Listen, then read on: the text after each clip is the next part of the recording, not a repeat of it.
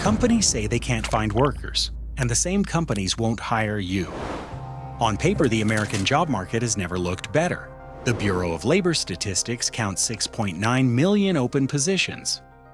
More jobs available than people looking for work. By that math, every unemployed person could pick from 2 openings. Underneath that number, something else is happening. 2 out of 3 companies worldwide say they plan to slow entry-level hiring over the next 3 years. In the UK, almost 1 in 6 young people is now out of work and out of school, the highest rate in Europe.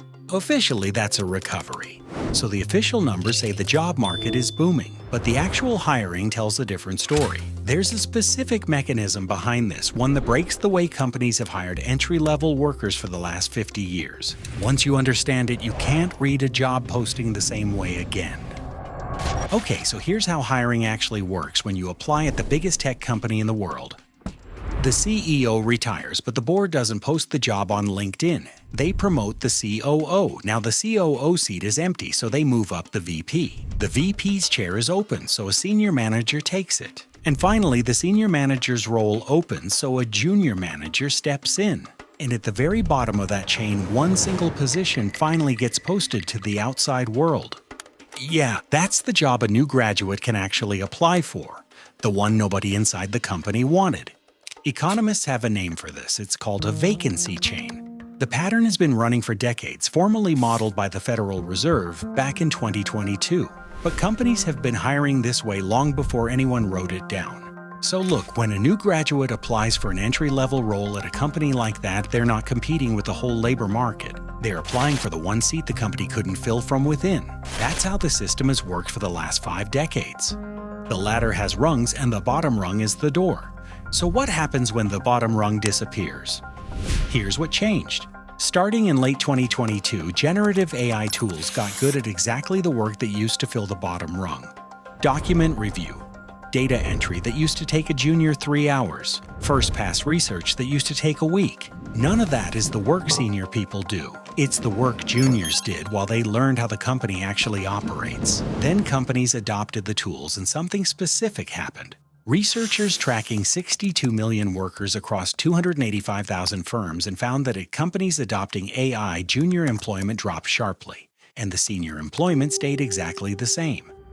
Nobody got laid off. The chain still moves at the top, but it no longer reaches the outside world, which means the chain is technically intact. Software runs the bottom of it now. And the question is no longer whether companies will adopt this, it's which industries already have. Look, this is happening right now in multiple sectors at the same time: banking, accounting, and tech. JP Morgan Chase reported record profits last quarter. In the same earnings call, the CFO told analysts the bank has a strong bias against adding staff. So the bank is making more money than ever and hiring fewer people than ever. PwC, one of the biggest accounting firms in the world, plans to cut its US campus hiring by roughly 30% over 3 years. In the UK, graduate intake at the Big Four accounting firms fell anywhere from 6% to nearly 30% in a single year. Different industry, same math. In tech, only 7% of new hires at major firms in 2024 were recent graduates. So the vacancy chain is still running. Now it just runs inside the company entirely. AI handles the bottom of the ladder, and the people trying to reach that ladder from outside are getting a rejection email written by the same kind of AI that took the job. And here's where the mechanism stops being abstract. If you've applied for anything recently, you know what this looks like.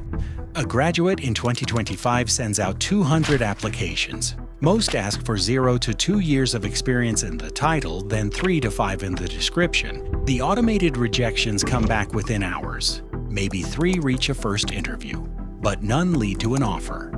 The strangest version of this is in cybersecurity, a field that publicly says it cannot find enough workers. Entry-level applicants are in surplus by 10 to 12%. The shortage everyone talks about is real, but it's a shortage of people with 5 years of experience, in a field where almost nobody is being allowed to start.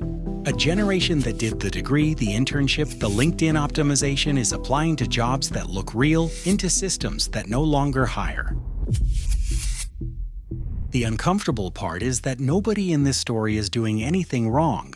Every single company is doing the smart thing, cutting costs, using better tools, hiring exactly as much labor as they need. It's all rational at every level where the decision gets made, and the result is a job market where the entry point has been quietly subtracted by everyone at the same time without anyone actually choosing it.